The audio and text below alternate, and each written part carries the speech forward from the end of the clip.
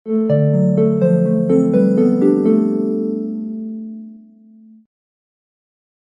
And welcome to the world wide post. दोस्तों, North Korea और Russia के related बहुत बड़ी खबर निकल कर आ रही है। रशिया और नॉर्थ कोरिया का डिफेंस पैक्ट साइन होकर प्रॉपर 10 दिन भी नहीं हुए। यूक्रेन में नॉर्थ कोरियन मिलिट्री जल्दी रशियन मिलिट्री का साथ देने वाली है। दूसरी तरफ सेम टाइम पर नॉर्थ कोरिया ने एक पावरफुल मिसाइल को टेस्ट किया है। मैं समझता हूं कि इसमें कहीं ना कहीं रशियन मदद ली गई है, वरना सब इतना जल्दी नहीं होता। अचानक से एक के बाद एक ह्यूज डेवलपमेंट्स हो चुकी है नॉर्थ कोरिया से। कई सारे यहाँ पर सवाल खड़े करता ही है। ये एक मेजर जियोपॉलिटिकल डेवलपमेंट है जो दुनिया भर में लोगों का ध्यान खींच रही है और इस इशू पर इंटरनेशनल मीडिया हरकत पर भी आ चुकी है। Korean media, British media, Indian media, सब के सब इस इशू के बारे में बात कर रहे हैं। कुछ वेस्टर्न मीडिया पोर्टल्स ने तो ये तक कह दिया है कि ये वर्ल्ड वार 3 की शुरुआत है। लेकिन देखो, वर्ल्ड वार 3 अभी एक्टिव नहीं हुआ है। बस वेस्ट बड़ा चढ़ाकर दिखा रहा है कि लोग वेस्ट की तकलीफ को समझे, लेकिन वो हमारी तकलीफ को नहीं समझेंगे।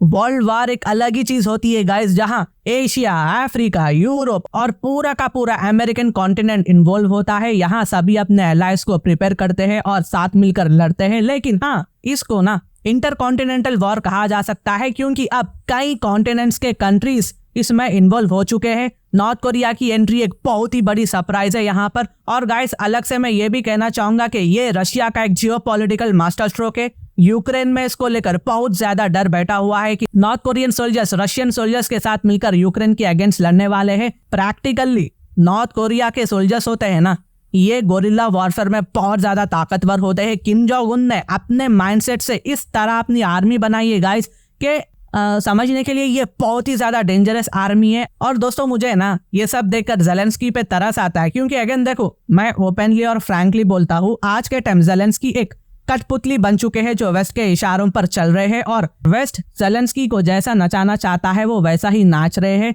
इनको एक छोटी बात समझ में नहीं आ रही है कि ज़ेलेंस्की को यहाँ पर कहीं ना कहीं पूरी तरह से इस्तेमाल किया जा रहा है इस वॉर में। यहाँ यूरोप और अमेरिका अपना पावर दिखाना चाहते हैं और ऑफकोर्स रशिया अपनी सेल्फ डिफेंस के लिए भी यहाँ पर अपनी पावर दिखा रहा है।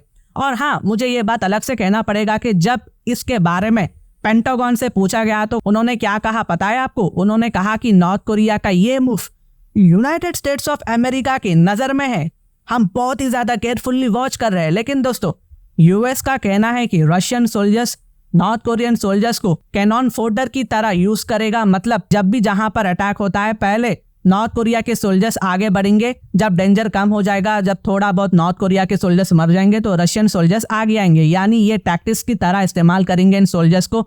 लेकिन नॉर्थ कोरिया को इससे कुछ फर्क पड़ने वाला नहीं है।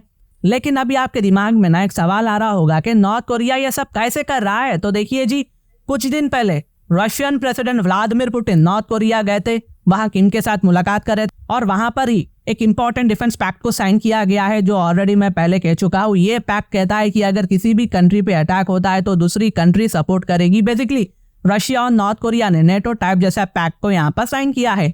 रशिया ने ऑफिशियली मार्च 2024 में कहा था कि वो स्टेट ऑफ वॉर में है, तो ये ट्रीटी जिस दिन साइन हो गई थी ना, तब से ही ऑन द स्पॉट ये ट्रीटी अपने आप ऑटोमेटिकली एक्टिव हो चुकी थी। लेकिन इसी बीच नॉर्थ कोरिया ने एक और बहुत बड़ा झटका दे दिया है। साउथ कोरिया और जापान ने रिपोर्ट किया है कि नॉर्थ कोरिया ने मिसाइल लॉन्च किया है जो 100 किलोमीटर की एल्टीट्यूड और 200 किलोमीटर की रेंज तक गई है। साउथ कोरिया, यूएसए और जापान के ऑफिशियल्स ने इस लॉन्च को United nation security council resolution का वॉयलेशन और रीजनल स्टेबिलिटी के लिए थ्रेट कहा है। यूएस इंडो पैसिफिक कमांड ने भी इसको कंडेम किया है और पियोंगयांग को ऐसे अनलॉफुल एक्ट से बचने को कहा। ऑफकोर्स नॉर्थ कोरिया तो सुनने वाला नहीं है। नॉर्थ कोरिया के लीडर किम जोंग उन और रशियन प्रेसिडेंट व्लादिमीर पुतिन ने म्यूचुअल डिफेंस पैक्ट को साइन किया है, जिसको सियोल, वॉशिंगटन और टोक्यो ने क्रिटिसाइज किया है। और नॉर्थ कोरिया ने अपने लिमिट को और आगे ज्यादा बढ़ाकर नॉर्थ कोरिया ने इसके ऊपर और टीका लगाने के लिए अपनी 74 वॉर एनिवर्सरी सेलिब्रेट किया और यूएस को आज एनिमी कहा, जिसके चलते किम जोंग उन ने एक बहुत ही बड़ी nation wide anti US rally भी निकाली। अब सवाल ये उठता है कि इसका इम्पैक्ट इंडिया पे क्या होगा? तो देखिए जी, पहले तो यूएसए इंडिया से नाराज है और यूएसए को डर है कि इंडिया यूएस की टेक्नोलॉजी सीखकर रशिया के हाथ में ना थमा दे। ये स्टेटमेंट यूएस की फॉरेन डिपार्टमेंट ने कंफर्म किया है। हालांकि यहाँ पर ना थोड़ा बैलेंस तरीके से बात की गई है, क्योंकि रिसेंटली रिपोर्ट आई है कि पीएम मोदी जी रशिया का विजिट करने वाले हैं। यूएस का कहना है कि ये रशिया के साथ साथ बढ़ रही अलायंस को शोकेस करेगा इंडिया का। एनीवे मोदी जी बहुत सालों बाद रशिया जाने वाले हैं, तो मोदी जी का शानदार वेलकम होने वाला है यहाँ पर रशिया में। और रशिया इंडिया स्पेस से लेकर डिफेंस तक और ऑयल तक हर सेक्टर पर बातचीत करेंगे, क्योंकि यहाँ पर दो लीडर्स डायरेक्टली एक ही टेबल पर बात करने वाले हैं। तो बहुत ज्यादा इंटरेस्टिंग होगा गाइस कि क्या क्या साइन होगा यहाँ पर, ये देखने वाली बात होगी। तो दोस्तों ये कुछ रीसेंट अपडेट्स थी जो नॉर्थ कोरिया और रशिया के मिलिट्री कॉपरेशन के बारे में है और इसके बाद किया हुआ उसके बारे में है। आने वाले महीने काफी ज्यादा इंटरेस्टिंग होने वाले हैं और मैं आपके लिए ऐसे ही अपडेट्स लाता रहूंगा। आपके क्या थॉट्स है नीचे लिखिएगा कमेंट सेक्शन में।